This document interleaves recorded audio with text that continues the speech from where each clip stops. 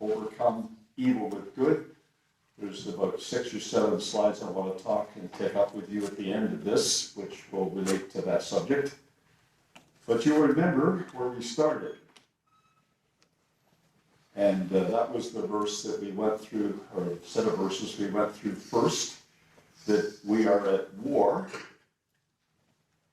even though we are conscientious objectioners to the idea of going to war to defend our country or a place where we live, but yet we are at war, and the words that the Apostle Paul uses are all the words relating to war. Weapons, he talks about pulling down strongholds, casting down imaginations, both terms of demolition, and then bringing into captivity every thought, every obedience, or to the obedience of Christ, and at the end, having a readiness to revenge all disobedience. So it was all things about warfare. But as you could see, and as we reasoned through these things, it was to deal with the battle we fight in our mind. A battle that we have to win. A battle where we take thoughts and imaginations captive, and we won't let ourselves continue on a line of thinking if it is an offensive one. We went to Genesis 3 and verses 2 to 5 to review what actually happened in Genesis. And the serpent's lie was very important for us to understand that it was a lie. When he said, "You shall not surely die," the understanding that we must take from that is that what he said was wrong. And the only way we can understand that is that the way Adam actually died was what the serpent was denying. So when it was done and that event was over, Adam and Eve were commencing to die. Yes, their eyes were opened, and they would be as the Elohim, knowing good and evil. So the difficulty was that what he said was, or what it said rather, was both true and false. And that's one of the things that I'm sure we've all learned is the most difficult thing to deal with. We mentioned that there was a real problem with first-time experiences. And the problem was that the memories lingered. That when we have these experiences, we can't just erase those things from our mind. And the prophecy in Hebrews chapter 11 takes that up. That if people were mindful of the things they left behind, they might actually have an opportunity to return. So those of us who have had memories that we want to forget, we really have to be on our guard, lest we find ourselves in our mind pondering these things, and an opportunity really comes up to go back to that way of life. But if we take these ideas and put them aside and dwell on this verse 16, that we desire a better country, and our minds fixed on that, that is the heavenly country, and of course that is the way to deal with these problems that will always be there after a first-time experience. We talked a little bit about trial and error, of how important that is to people, say in an institution like this where they're teaching academics, that you try things out, and if you don't succeed, you modify the way you proceeded and you try again. But Jesus could not have learned by trial and error because he never sinned. He always was contemplating the depth of what he had to do before he got into it. So even though he was, it says in Hebrews 4 in verse 15, in all points tempted like as we are, yet without sin, it was because he was able to see the difficulty that was presented by the thought or the occasion and find a passage of God's word to deal with it. We looked at the enormity of sin. We tried to illustrate that in our society, sin is discounted. It's a joke. People make little caricatures out of it to try to get people laughing. But the enormity of sin was the basic idea behind this record in 1 Samuel chapter 12, where the whole idea that Samuel was trying to illustrate to the people was they were rejoicing because their king had just brought a great victory, and they had forgotten that at that time, that the whole idea of having a king, like the nations around, was to reject God as their king. And so he asked God, and God sent thunder and rain at a time when it would not likely ever occur, so that they could perceive that their wickedness was great. And God did, and the people greatly feared Yahweh and Samuel that day. The enormity of sin is always measured by the statement in Romans 5, verse 12, that by one man sin entered into the world, and death by sin. So death passed upon all men, for that all have sinned. And we see in like manner that this is the way it occurs when someone sins. Quite likely people will be influenced by that, either sinning themselves or suffering as a result of it. We have to think of the enormity of sin when we think of these problems that God is talking to us about in his word. We talked about catering to the flesh, the idea that the way our mind seems to always be inclined is to make provisions for the flesh. In other words, there's a deception in the way our mind works, so that even though we know it's wrong, even though we don't want to do it, yet we proceed to make provision for it, and eventually can be taken captive by it if we don't get out of that mode of thinking. So we're warned about the surrendering to the flesh. We looked at the way God deals with evil, how he claims, as we read in Isaiah 45, in verse 7, I form the light and create darkness. I make peace and create evil. I, Yahweh, do all these things. So why would God create evil? Except that he expects that out of this evil, we will actually come forth the pure, or a better quality of silver, or however we see it, through the examples we looked at. And we see this rooted in things like what happened to Rehoboam, when having served God in his kingdom, when the kingdoms were separated for about 3 years, then he just allowed things to go back to the way of the flesh, and God brought Pharaoh, or at that time the name associated with him was Shishak. He brought him upon Israel. And yes, they saw what happened, and they humbled themselves. So we read in 2 Chronicles chapter 12 that when Yahweh saw that they humbled themselves, then God says, I will not destroy them, but I will grant them some deliverance, and my wrath won't be poured out upon Jerusalem by the hand of Shishak. And the key words were those that followed in verse 8. Nevertheless, they shall be his servants, that they may know my service. And the essence of God saying that they would know his service, is that they would understand his chastening hand upon them. That they were independent prior to this, but now they were a country that was in servitude to the Egyptians, and of course the service of the kingdoms of the countries.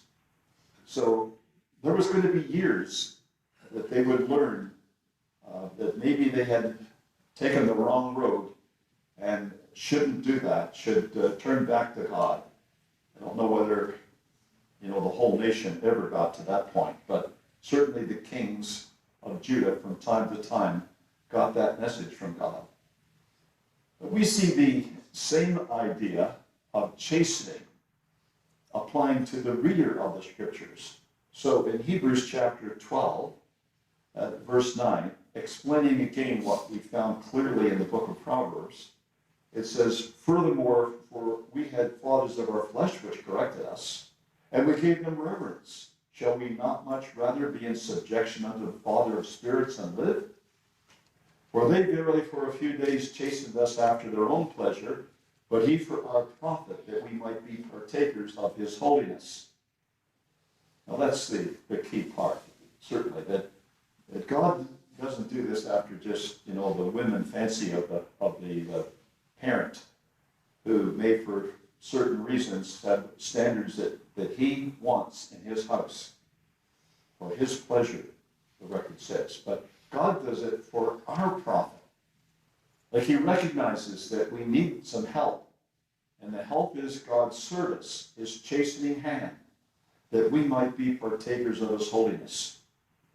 And then he goes on to give us some comfort in this. If we happen to be in a chastening position, we recognize God doing this to us in our life.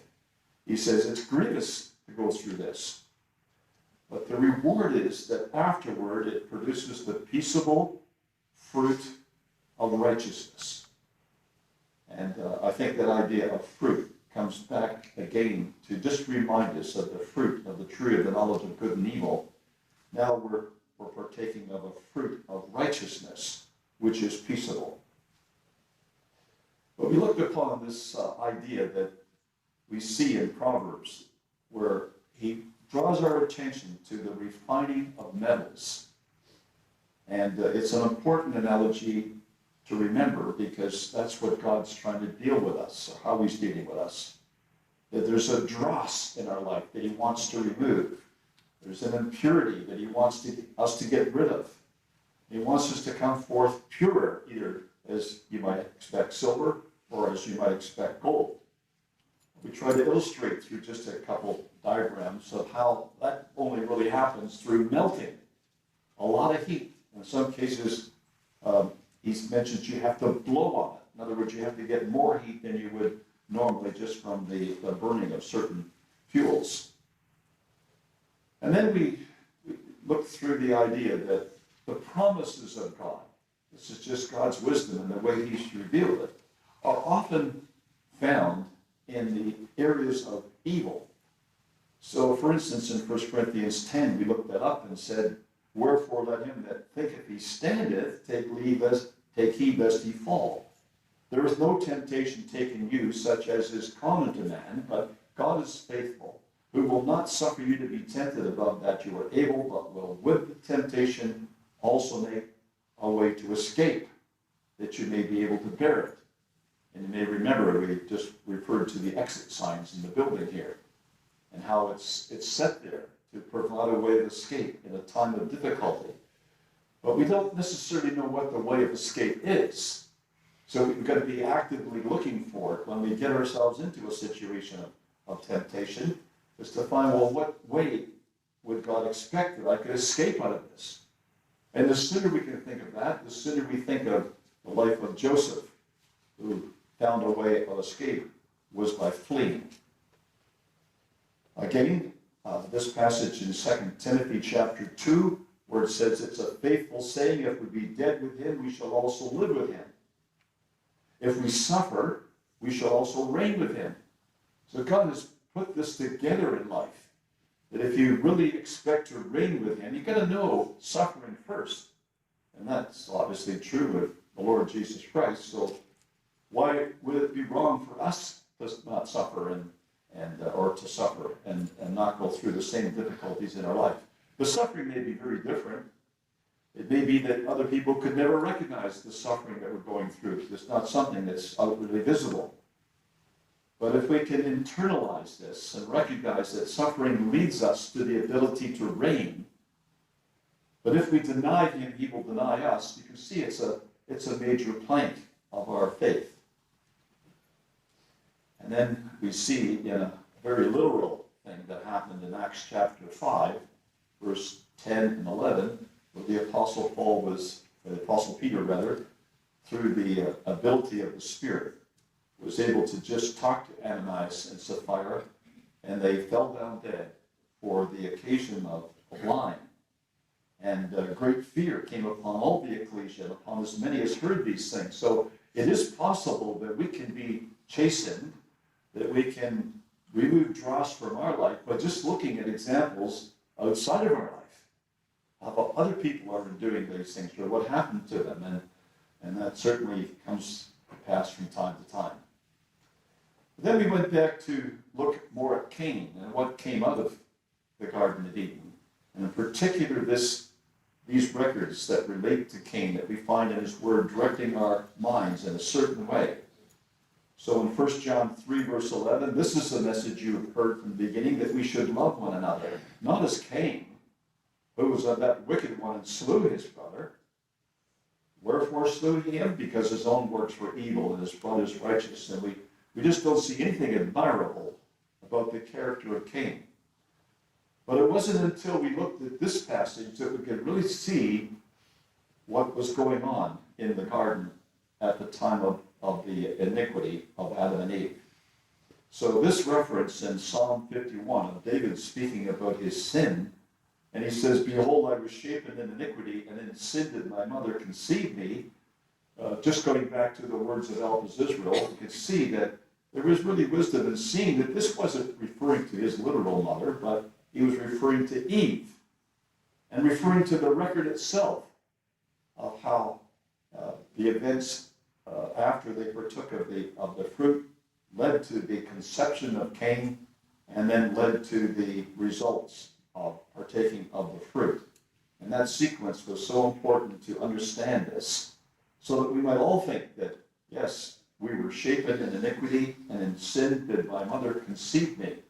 We have to wrestle with the results of that initial transgression, and that part of our mind that was always wanting to go the way which we have learned is the way of the serpent, is the battle that we fight in our mind. Some people didn't do very well with chastening.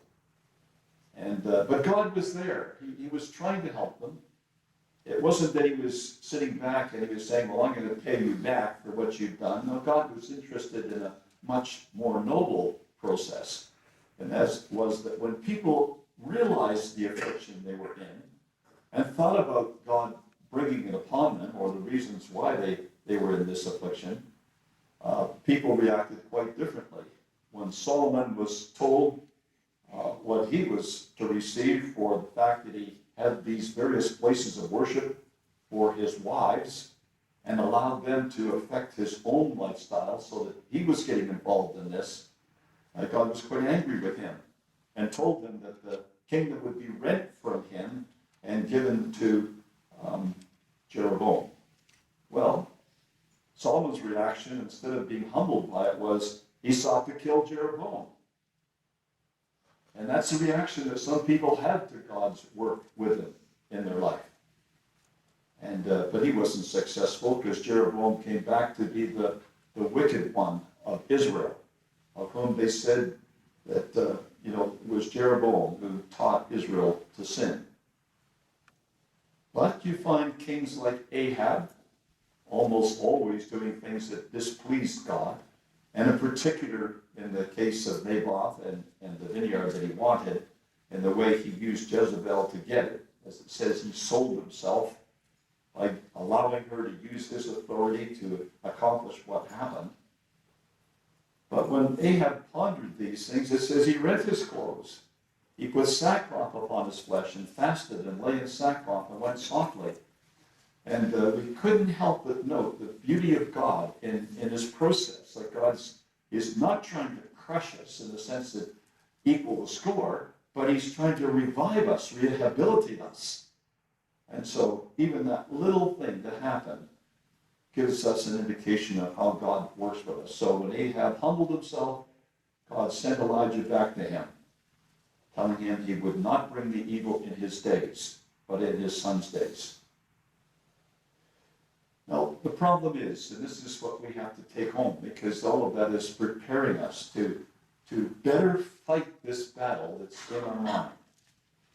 The Apostle Paul stated, I delight in the law of God after the inward man, but I see another law in my members, warring against the law of my mind, bringing me into captivity to the law of sin which is in my members. So, brothers and sisters, it would be helpful when we're thinking of something, when we're witnessing something, when we're seeing it, or we're listening to it, to just think of whether or not this is the law of my mind that's bringing me into captivity to the law of sin, which is in my members. That's the stronghold that we want to demolish. That's what we want to take captive. So we take every thought captive. And that's exactly what he says, bringing me into the captivity of law of sin which is in my members, or us bringing that thought into captivity, subject to the words of our Lord in our mind. So in Romans chapter 8, verse 6, it's stated to us very straightforwardly. We could hardly miss this fact that to be carnally or fleshly minded is death. As long as we're ruled by the thoughts that enter our mind from what we see and what we hear and other people's example, and it's the carnal mind that's working, it only leads to death. We've got to be spiritually minded. And I think that verse 7 is very key to the whole thing, to understand that this carnal mind, this fleshly mind that we have inherited, that we have been born with, is enmity against God. It's hostile to God. It cannot be subject to the law of God. Like there's no way that you can tame it. It has to be demolished. It has to be destroyed. So that they that are in the flesh cannot please God. That's what we're left with. Now, that's the review. And what I'd like to do is just to look at some of these very lovely and informative parts of Scripture to teach us this idea, which is so important to be taught at the earliest stage that we can learn. Overcome evil with good. You may have heard that little slogan that so common, at least in my childhood, that sticks and stones will break your bones, but names will never hurt you. Yet as a child, when someone called you a name, it just demolished you. And Mom was trying to tell you, look, you got to understand that because someone called you something or said something you didn't like, that's nothing. Nothing compared with a stick and a stone that could break your bones. But you see, we've been overcome with evil all through our life. Even from our childhood, we've let these little things overcome us. And what the Bible says is a philosophy that's excellent. It's to overcome evil with good. And it's very simple, but it's effective. So he says in Proverbs 25, verse 21 and 22, if your enemy be hungry, your enemy, give him bread to eat. He won't expect you will give him bread. If he's thirsty, give him water to drink. He won't expect you to give him water. But in doing that, you will heap coals of fire upon his head, and Yahweh shall reward thee. And of course, if you're thinking coals of fire would do him a lot of damage, then you're missing the point. The coals of fire are to melt the person. And just in case we didn't know that, we see it again coming up in Romans chapter 12, verses 20 and 21. Therefore, if your enemy hunger, feed him. If he thirst, give him drink. Right out of the Proverbs. For in so doing thou shalt heap coals of fire on his head. Then it states, don't be overcome of evil, overcome evil with good. So we teach our children this at the earliest occasion. We try to learn this. Maybe it's a good little passage to have over our desk or over wherever we can see it often, so that we're not allowing ourselves to be overcome of evil. Have you ever been subject to road rage, brothers and sisters? Have you ever gone down the highway and someone's done something to you which is so radical that you just felt rage come over you? I have felt that. I only felt it once in my life, but I'll never forget it. For someone that just would not let me merge when I was merging from another highway, and I'm facing looking at a guardrail that's coming up, and every time I speed up, he speeds up. Every time I slow down, they slow down. It's almost like they wanted to run you into it. And I couldn't explain it. It was nothing that I was thinking of. It was just what was happening. Just made me feel so angry about this that it took me quite a while to settle down. And of course, you do settle down, but I'm ashamed of myself that I ever felt that angry. I never ever before ever felt that angry. I never have since. So I can understand in my own life how it is that we have to overcome evil. There's nothing I could do driving in a car at 60, 70 miles an hour to be able to help them. But that was really very difficult for me. And I think there are many other examples. Life is full of things like that. We just did this in our readings. I mean, there's two events that illustrate this point. And we may never have seen coals of fire involved here. We may never have seen, the thing laid out to us that this is the lesson, here's the example, but look at it. 1 Samuel chapter 24, it came to pass when David had made an end of speaking these words unto Saul, that Saul said, is this thy voice, my son David? And said Saul lifted up his voice and wept. Well, you see, there's the softening of Saul. He'd come down to kill David. But when David proved to him that given the reverse situation, that Saul was laying there helpless and he could have killed him and he didn't, that was rewarding good for evil. It melted him. And it did it twice. He said to David, thou art more righteous than I, for thou hast rewarded me good, whereas I have rewarded thee evil. Well, that's the assurance that God gives us. Like we can find all these things in his word. It's not as if you have to go out and imagine, well, this is this philosophy. I've got to overcome evil with good. Now, how do I do this? We go back to the Bible, and we see the examples, and those examples are our basis for how to do this. So I'd like to take you through about 5 or 6 examples, and just consider these examples of how this person overcame evil with good. Now you know the problems that Job get into. Like there's a whole book written on this. Given to us to read this and to see right away at the first something that Job didn't see. We saw what was happening behind the scenes. When we read it, we know what God's up to at this case. But Job didn't. And Job just saw one evil upon another happening to them. And when he saw his children killed, he must have really thought that this was God's judgment on him. And he saw fire fall from heaven, or heard about fire falling, it was God's judgment on him. When he saw the other nations, or at least the people around him, coming and taking his goods, he must have been very disturbed. Talk about a little road rage. Well, this must have given him a great reason to think, what have I done? Like he couldn't understand it. All that we see about Job in what he says is he couldn't understand with all the things he'd done to serve God that this should ever be the outcome.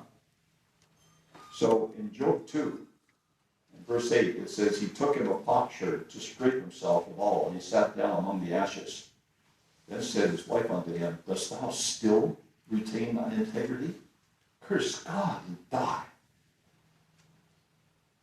That's not any advice that I would think any wife that's listening to this or this read this book would ever offer to her husband. But that's what she said. And he said unto her, thou speakest as one of the foolish women speaketh. What shall we receive good at the hand of God, and shall we not receive evil? And all this did not Job sin with his lips. Like it was the integrity of Job, the character of Job, the depth of him, this understanding that, no, God is God. There's got to be a way to explain this, and I'm going to try to get that explanation. You see, it is interesting, isn't it, that when God spoke to Adam, he said, you listen to your wife rather than me. He had a commandment from God what to do. His wife talked him out of it. Here is another wife trying to talk Job out of his integrity. And Job says, you speak as one of the foolish women speaketh. You see, he went back to his God. He recognized the character of his God, and he wasn't going to abandon it because he had received evil at the hand of God. So if people happen to fall into that, if any one of us fall into something which we just feel, whatever is going on, well, why would God do this to me? Remember Job's integrity, and don't be too quick to judge Job, or judge God, rather, for what we see has happened. I think the understanding of Joseph is wonderful too, because 20 years went by, at least 20 years went by, and they were separated. And Joseph obviously didn't forget this, and neither did his brother, the way he was treated when he was in the pit and he was pleading with them to let him out. And they wouldn't listen to him. And they wouldn't listen to Reuben. And that envy was so powerful, they were going to get rid of this brother. And then the torture they brought to their dad through the blood that was upon his coat. And it seems to have stayed there for a long time. But it didn't get to Joseph. That evil of being sold by your brothers, being treated like that, and you're not treated any good when you get to this other land. You're put in prison. You're accused of something you didn't do. He never caved in to the thinking of the flesh. See, that's the standards the Bible sets for us. You overcome evil with good. When you're in a position of evil, you understand that the pressure's on you, and it really feels difficult to explain this because we really didn't think we deserved it, but yet there it is. So he was able to explain to his brother, because they expected that when Dad's dead, Joseph will even the score. Joseph was touched by that. I mean, do you think that I would actually do that? Don't you realize, as it says in verse 7 of chapter 45, God sent me before you to preserve the posterity in the earth and to save your lives by a great deliverance. So now it was not you that sent me hither, but God. And he hath made me a father to Pharaoh, and a lord of all his house, and a ruler throughout all the land of Egypt. Now Joseph could have thought about his brothers. He could have said, yeah, but you sold me. But he wouldn't let his mind go that way. He wanted his mind to think it was God that sent me thither. In his mind, he was being saved by letting God rule his mind and not letting it go to the evil side, contemplate what will I do to even the score.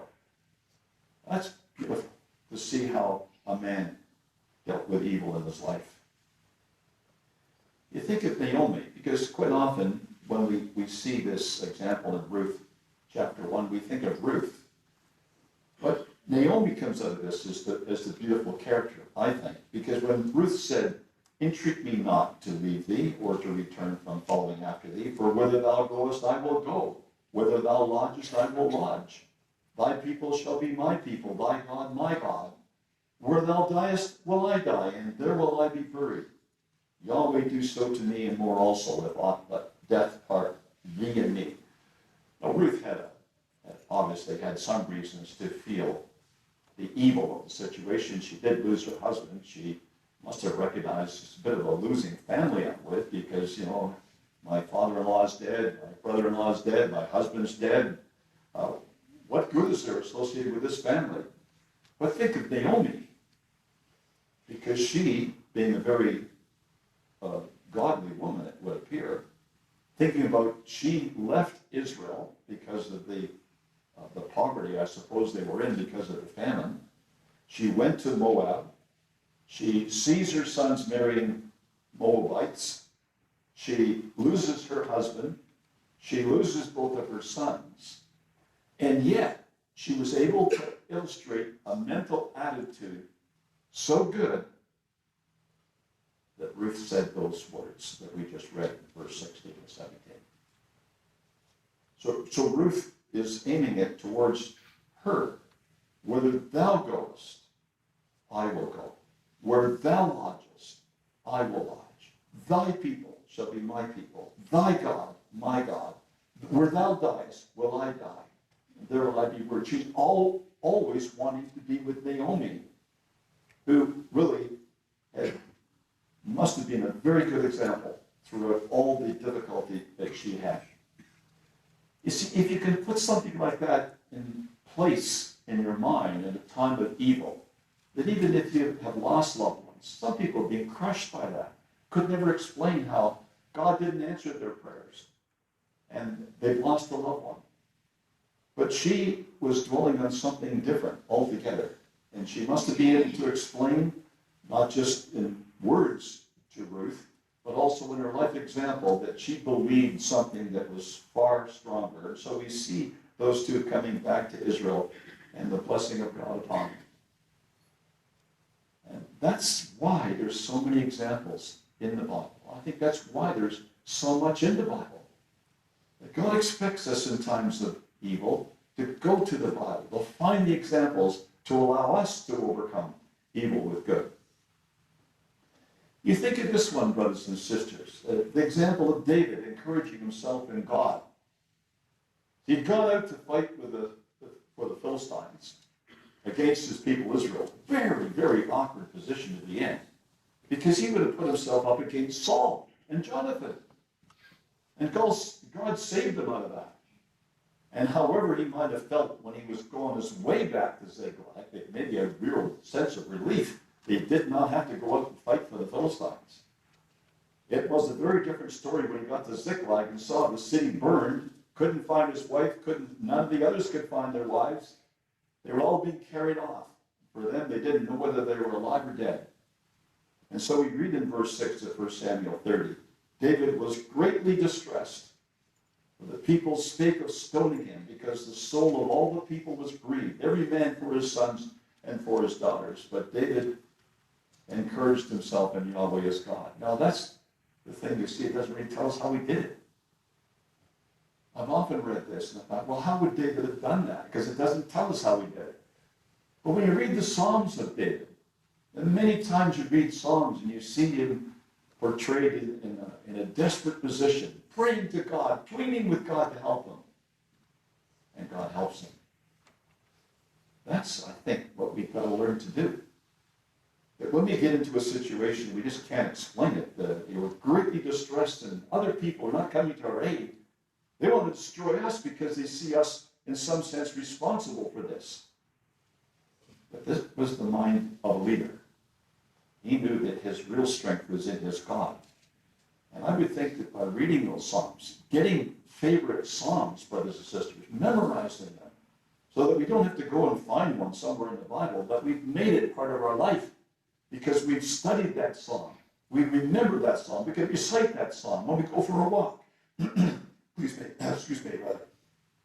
We can think of that Psalm. I think that's a beautiful way to bring things back to memory, is by just going on a walk somewhere and reciting it. So David encouraged himself in Yahweh's God, and we know the end. I believe that's another excellent example of how to overcome evil with good. You think of Daniel, like he's another character in the same sense. It stands out.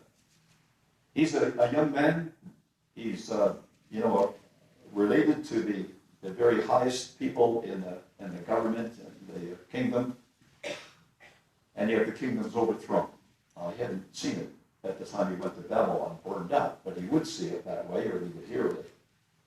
Daniel, when he came, wasn't overcome with the evil of having to go all the way to Babylon. He wasn't overcome by the fact that they were the dominant ones and they were trying to show that they were dominant by the way you'd come in if they had to go through the Ishtar gates. And, whatever it might have meant to people lined up, I suppose, when captives came in, they certainly wouldn't be heralded as, in any sense, victors. They would be the